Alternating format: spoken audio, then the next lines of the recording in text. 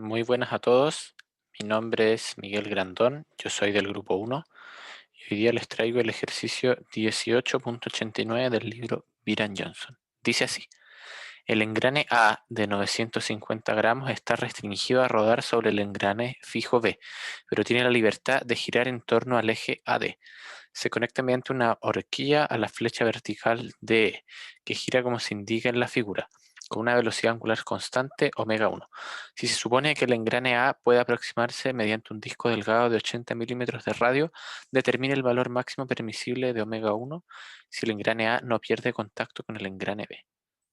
Aquí tenemos el esquema, este es omega 1, este es omega 2, y aquí está el engrane A. Y esto rota alrededor. Bien, aquí están las dimensiones. Entonces, primero se procederá a determinar la relación entre omega 1 y omega 2, porque omega 2 depende directamente de omega 1. Bien, entonces aquí está un pequeño dibujo. Yo tomo un sistema de referencia inclinado para que sea más fácil trabajar con las distancias. Aquí esta distancia solo está en el eje Y y este radio solo en el eje X, y solamente me quedaría omega 1 con dos componentes. Bien, entonces determinamos la relación entre omega 1 y omega 2. Como sabemos que el punto C, como está rodando esto alrededor del engrane B, sabemos que en el punto C la velocidad es cero, y también en D, este es el punto D, la velocidad es cero. Por ende, podemos hacer que 0 es igual a la velocidad de A, que sería este punto de aquí, más omega del cuerpo por el radio entre A y C. Entonces, si reemplazamos, omega es esto, omega, o sea, velocidad A equivale a esto y omega A equivale a omega 1 más omega 2. Entonces hay que hacer el producto cruz con la distancia. Resolviendo el producto cruz, o sea, reemplazando los valores, nos quedaría esto. Esto equivale a omega 1 en este sistema de referencia. Y esto sería la velocidad angular del cuerpo A. Resolviendo ya los productos cruces, nos quedaría esta expresión de aquí en catongo, igual que esta de acá. Y después simplificando, trasladando omega 1 hacia el lado y despejando omega 2, nos queda que omega 2 equivale a 5 menos raíz de 3 medios omega 1. Teniendo la relación entre las velocidades, como solo tenemos una incógnita que es omega 1, necesitamos aplicar sumatoria de momentos para poder despejar la fuerza, o sea, para poder despejar la velocidad angular. Notemos que en C lo que buscamos con la sumatoria de momentos, porque miren, aquí en C actúan dos fuerzas, la fuerza, digamos, normal, que va apuntando hacia allá, y una fuerza que actúa en el eje Z, que es la que permite el rodamiento. Si fueran dos superficies planas sería la fuerza de roce, pero en este caso es la fuerza entre los dientes del engranaje. Entonces, como nos piden la velocidad angular mínima, quiere decir que si aumentamos un poquito más la velocidad angular, el, el engrane A se despega y C deja de existir. Entonces vamos a considerar el límite, que sería cuando la componente C en el eje X es igual a 0.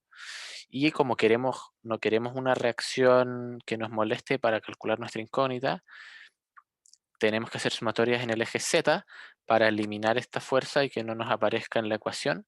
Y así además, si le hacemos la sumatoria de momentos con respecto al eje Z, eliminamos las reacciones que se producen en el punto D, que conecta la horquilla con esta otra flecha. Entonces, aplicamos sumatoria de momentos en el eje Z, como dice aquí, para eliminar las reacciones y la fuerza CZ. Entonces, ¿cómo lo vamos a hacer? Podemos seleccionar un sistema de referencia que gire con la misma velocidad angular que el engrane A, o en mi caso seleccioné un sistema de referencia que rota con velocidad angular igual a omega 1 en la dirección 0,5 tongo más raíz de 3 medios j tongo, que es esta de acá arriba. Y la velocidad angular del disco no cambia de dirección respecto al sistema X y Z.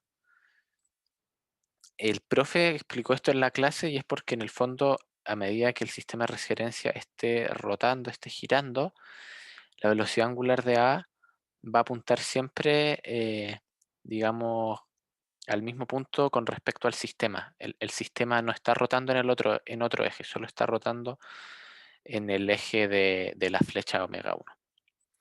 Bien, entonces, como tenemos eso, quiere decir que no hay una aceleración relativa entre las dos velocidades angulares. Por ende, omega, la derivada omega punto es igual a cero. Luego pasamos ya a la ecuación, porque esta ecuación se usa cuando la velocidad angular del sistema de referencia es distinta a la velocidad angular del cuerpo. Esta es la del sistema y esta es la del cuerpo. Y como habíamos dicho antes, como omega punto es cero, esta expresión es cero y solamente tendríamos que calcular esto, que sería igual a la sumatoria de momentos en el eje Z. Tenemos solamente una fuerza que actúa. Una fuerza nomás nos genera momento, que es esta de acá. Y el brazo de acción es esto de aquí. Bien, entonces antes de resolver la ecuación tenemos que saber cuánto vale cada valor de esto. Y aquí están los valores.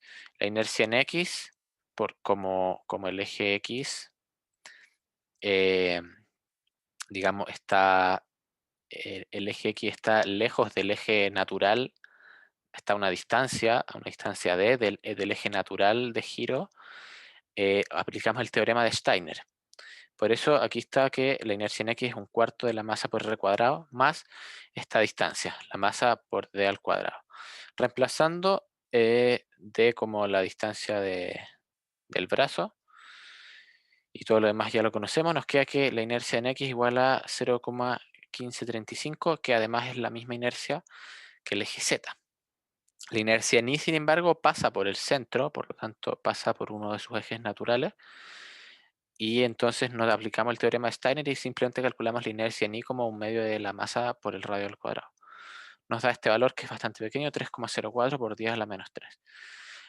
La velocidad angular del sistema en Y es raíz de 3 medios de omega 1 y en X es 0,5 omega 1. Entonces se puede ver acá descomponiendo omega 1 en estos dos ejes. Y la velocidad angular del engrane en X es la misma, 0,5 omega 1, y en Y se suma la flecha omega 2 con la componente ni de omega 1, que sería, esta es la componente ni de omega 1, y esto sería omega 2, pero reemplazamos el valor que habíamos obtenido aquí. Resolviendo eso nos queda que omega ni es 2,5 de omega 1. Ya tenemos solamente una incógnita y procedemos a resolver la ecuación grande. Esta sería la expresión antes de reemplazarla como la única fuerza que actúa mg multiplicado por el brazo, por la distancia, y estos serían los productos de inercia.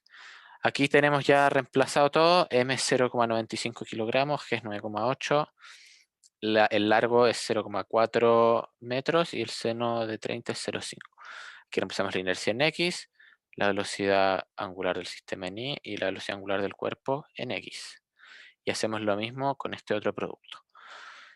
Y si resolvemos esto de acá, obtenemos finalmente que omega 1 es 5,45 radianes partido por segundo. Bien, eso ha sido todo por hoy. Espero les haya gustado el video. Y nada, que estudien para la prueba, que les vaya bien. Un saludo a todos y hasta la próxima.